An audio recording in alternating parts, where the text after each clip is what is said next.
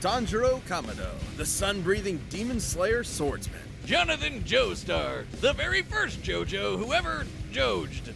These two anime monster hunters are as deadly with a blade as they are infinitely good-natured. But don't cross them, else they might leave you breathless. He's Wiz and I'm Boomstick. And it's our job to analyze their weapons, armor, and skills to find out who would win a death battle. Taisho Japan, an era of unparalleled progress and imperial domination. But this empire had a sickness, a rot at its core. Demons. This race of superhuman cannibals originated from one being, their all-powerful progenitor, Muzan Kibutsuji. Who spent his evenings slaughtering families and eating them, including the Kamado clan. Though one of them fatefully survived, the eldest son, Tanjiro. Well, the good news is your sister Nezuko is alive too. Bad news is she's a demon now, so sorry champ, I'm chalking this day up as an L. But Tanjiro possessed the golden heart of an anime protagonist, and he devoted his life to curing Nezuko's curse and ending Muzan's evil once and for all. So he joined the Demon Slayer Corps, a secret group of badass demon hunters with badass swords. Forged from a unique sunlight-absorbing ore, the Nichiren Blade is one of the only weapons that can decapitate a demon and end their unholy existence for good. Especially when combined with the Slayer's fancy pants katana magic. It isn't katana magic. Okay, well, it's totally katana magic, but that's not what it's called. Yeah, it's breathing, which is so lame. Anybody can do that. Oh God, I was wrong. The use of breathing is crucial to real-life martial arts. Deeper breaths massage the organs below the diaphragm, relaxing your body and lowering its energy requirement, while simultaneously giving you more energy to use. Tanjiro mastered this breathing shit so well, he could do it in his sleep. Literally 24/7. This is total concentration breathing, a technique developed by the Demon Slayers in order to massively increase their physical abilities to match their blatantly superhuman foes. Through the measured intake of oxygen, users can boost their concentration, reactions, and even manipulate the flow of their blood. This can help in slowing down poisons or speeding up the coagulation of wounds. Which means he can use it to quickly recover in case of injury or fatigue, and Demon Slayers can combine their breathing with their blades for, well, katana magic! Each breathing style is a separate form of sword combat. The first form Tanjiro mastered was water breathing, a flexible defensive style where a user's blade summons water to slice like a raging current. Tanjiro's literal boneheaded stubbornness made him a prodigy demon slayer in no time. He proved to be a tactical genius in combat, able to discern an opponent's weaknesses and exploit them in the heat of the moment. It was almost as if demon slaying was in his very blood. Because it was! Hundreds of years ago, the creator of the very first breathing style taught this knowledge to Tanjiro's ancestors, who passed it down to Tanjiro himself. This was the dance of the fire god, the Hinokami Kagura, sun breathing. With sun breathing, Tanjiro's sword bursts into godlike flames that slow a demon's healing factor and can turn into a wicked fire dragon. Sun breathing increases Tanjiro's speed and power, but at a cost. It will quickly tire him out, and overuse could severely debilitate him. Which can also turn on this really distracting birthmark on his forehead. Through intense stress and exertion, Tanjiro can activate this Demon Slayer mark, which boosts his already crazy strength and speed even further. And gives him access to the see-through world. Basically, it slows down time for Tanjiro and gives him X-ray vision. This allows him such a precise understanding of his opponent's muscle movements that he can predict their future actions, sort of like a spider sense. He can even do the same with just his sense of smell. No Demon Slayer mark needed. Not only can his nose detect people from hundreds of yards away, it lets him find an opponent's opening in battle even easier than before. You'd think being an anime swordsman would make Tanjiro even edgier than his blade, but he's basically the group mom, with an innocent little cherub sweetness matched only by his raw badassery. Tanjiro is tough enough to survive being stabbed in the stomach, fast enough to dodge lightning, and strong enough to slice through and derail a literal demon train. That demon turned himself into a train, Wiz! Funniest shit I've ever seen. And this demon, Doma, was able to freeze the air into this giant ice statue in only a few seconds. That takes a lot of energy. And Tanjiro's managed to keep up with similarly powerful demons like Hantengu, Akaza, and eventually the strongest of them all, Muzan himself. With the help of his friends, of course. It would take all their efforts and countless sacrifices. But Tanjiro and the Demon Slayers would continue to fight to realize their dream of a world that is safe for humanity. And whatever Inosuke is. Victorian England, an infamously shit-tastic time to be alive. Whether you were a lowly street rat or a wealthy noble. Okay, well, that last one probably wasn't so bad. That is, unless your dad, in all his infinite wisdom, decided to adopt the single greatest asshole in human history and make him your brother. That'd make you one unlucky schmuck. That would make you Jonathan Joestar. Hadn't you heard, Wiz? Everybody just calls him JoJo. In an effort to take the Joestar fortune for himself, Jonathan's new brother Dio dedicated his life to breaking Jonathan emotionally, turning him into a docile puppet. But after being bullied, beaten, and thoroughly traumatized, something awakened deep in Jonathan's heart. The raging fire of a gentleman. I don't think beating the living piss out of Dio was gentle, but it sure was satisfying. Too bad it didn't last forever, because only a few years later, Dio got his revenge when he turned into a vampire and killed Papa Joestar. Classic Dio. With Dio now bent on world domination, Jonathan would need more than his righteous fist to save the day. Yeah, he needed a creepy floating Italian man that punches frogs with the power of the sun. It wasn't just any creepy floating Italian man, it was Will Antonio Zeppeli, a practitioner of Haman, an ancient martial art designed specifically to do battle against vampires like Dio. Through their breaths, Haman users can blast a hot electric ripple out of their bodies and flood it into their opponents.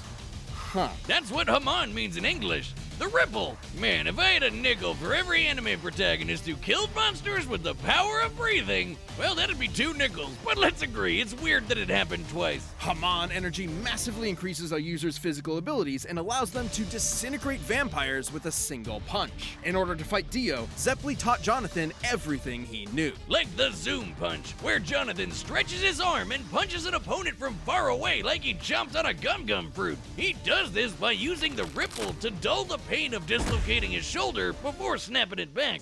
That might sound crazy, but there are real-life examples of breathing basically giving people superpowers. Like the Dutch adventurer Wim Hof, who can survive being nearly totally submerged in ice water for almost 2 hours. Through forced exhalation, Hof drops his oxygen levels in order to supercharge his body's thermoregulation and release euphoric chemicals to numb the pain, just like the zoom punch. Haman is basically just like the Eastern idea of chi. Voila! Which is circulated through the body by, what else? Breathing. And just like chi, it can do lots of crazy shit. Like walking on water, magnetizing plants, or controlling an enemy's muscles. It can even be transferred through solid surfaces like metal. And he can catch his fists on fire and slam you senseless with his patented Sunlight Yellow Overdrive. It'll leave any monster smiling and satisfied. Uh-huh. Jonathan took these skills as he, Zeppeli, and the definitely not just there for exposition Speedwagon invaded Dio's domain and waged war against an army of bloodthirsty zombies. Including Dio's right-hand monsters, Bruford and Tarkus. Tarkus was strong enough to rip entire boulders out of the ground and slice through a cliff with one swing. He could even snap JoJo's neck and cut our old pal Zeppeli in half. Rest in peace, creepy floating Italian man. Sorry you had to be born the mentor. Hope none of your relatives die horrifying death too. Before succumbing, Zeppeli's last act was to pass his ripple onto Jonathan, not only allowing him to heal his own broken neck, but also combine their energies together. And making JoJo strong enough to cut through Tarkus's giant arm. Not with his nifty new sword Pluck, with his bare goddamn hand. With this power boost, Jonathan faced Dio once and for all, and fisted him with his raging hot ripple. Wait. Now, Fisted Dio was pretty impressive, considering Dio could later fight faster than light stands like Star Platinum. Hell, even other Ripple users like Joseph can dodge beams of light too. But more than his strength or speed, or even Haman, Jonathan's greatest strength was always his intelligence and unstoppable determination. It was that burning drive for justice that defeated Dio all those years ago, and the same one that defeated him again.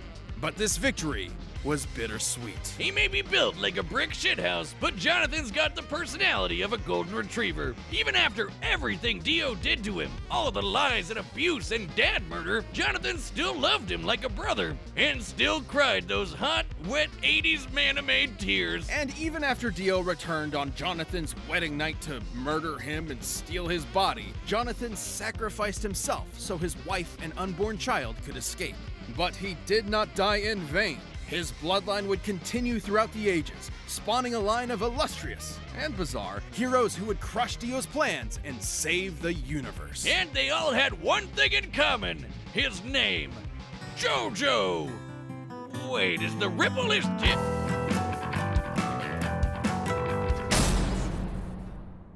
All right, the combatants are set. We've run the data through all possibilities. It's time for a death battle!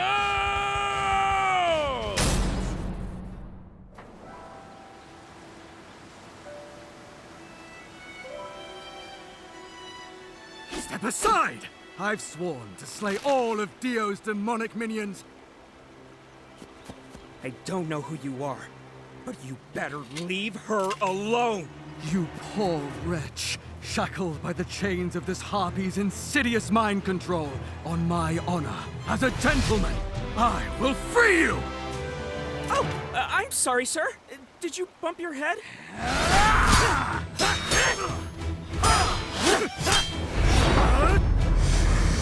Total concentration! Water breathing! Most unorthodox. You fight with valor, noble swordsman, but I know the burning passion of my heart will carry me through! Aw, he's kind of adorable! Like a puppy! I wonder if he has a caretaker nearby.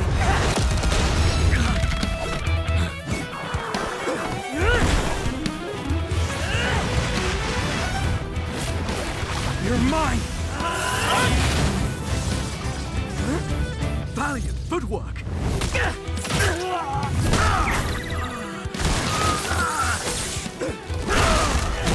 You will fall! No kamikaze!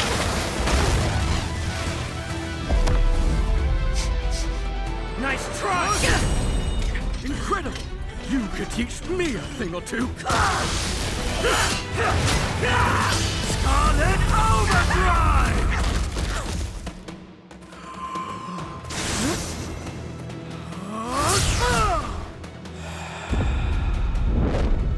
His breathing is carrying some kind of energy. Like me. And that means I know how to stop him.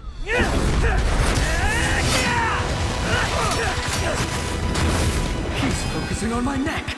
Does he know? Metal Silver Overdrive!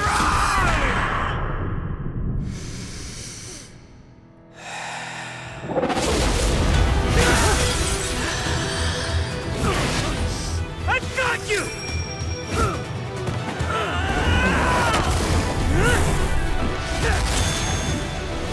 Fate! He's going for my lungs!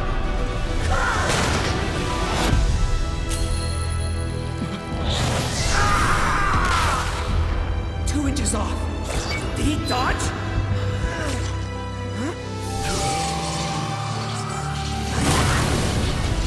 Sunlight! Yellow!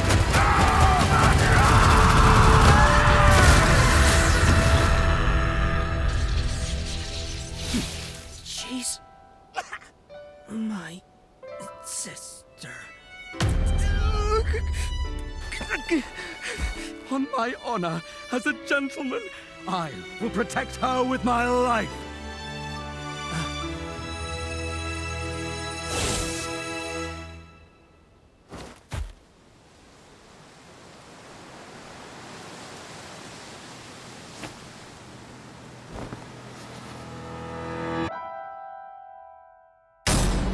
KO!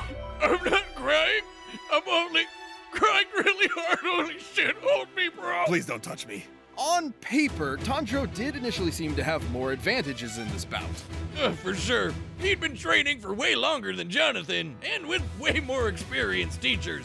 Tanjiro's Demon Slayer journey took place over a couple of years, while Jonathan's Ripple training was less than a month. Tanjiro was obviously a superior swordsman with a variety of powerful techniques and katana magic, while Jonathan really only improvised as a swordsman. But that's where the advantages stop. Sure, Jonathan wasn't a natural swordsman, but he more than made up for it in hand-to-hand combat, while Tanjiro was pretty much out of options without a blade. Jonathan also had an edge in strength. Comparing Tanjiro to Doma and Jojo to Tarkus, Jonathan was over twice as strong. And while Tanjiro later fought the more powerful Muzan, Jonathan did the same with Dio. He was way faster too. While Tanjiro and his pals could dodge lightning, we can compare Jonathan to other Ripple users like Joseph, who could dodge light, which is over 3,000 times faster. That might seem crazy, but in Part 3, Dio was able to keep up with stands like Star Platinum, which can move faster than light. Dio did this on his own, and that was while using Jonathan's body. Even with multiple ways to predict Jonathan's movements and see the flow of his Ripple with X-ray vision, Tanjiro would not have been fast enough to keep up. Especially with the Ripple backing him up. Sure, the water and fire Tanjiro generates is impressive, but Jonathan was tough enough to power through it. Tanjiro, though, had no way to defend against the Ripple bypassing his durability and directly messing with his organs. Such as manipulating his muscles like a puppeteer, or directly shutting off his brain or heart, something other Ripple users have done to ordinary humans with a single zap. And Jonathan had the opportunity to do this literally every time Tanjiro blocked his blade. Sure, Tanjiro could recover himself with a breath, but that'd be a breath spent healing and not, fighting. And while Sun Breathing's overuse was dangerous to Tanjiro, Jojo's Hamon had no such drawback. Which meant that Jojo could keep fighting for as long as he needed to. Tanjiro was never going to go down easy, but Jonathan's speed, Hamon, and righteous gentlemanly fists carried him to victory. Jonathan took Tanjiro's breath away. The winner is Jonathan Joestar. Thank you for watching. Stay tuned, we'll be jumping into the next matchup next week. But you can always get more Death Battle right now by clicking one of those boxes right over there, and by downloading the battle music linked down below.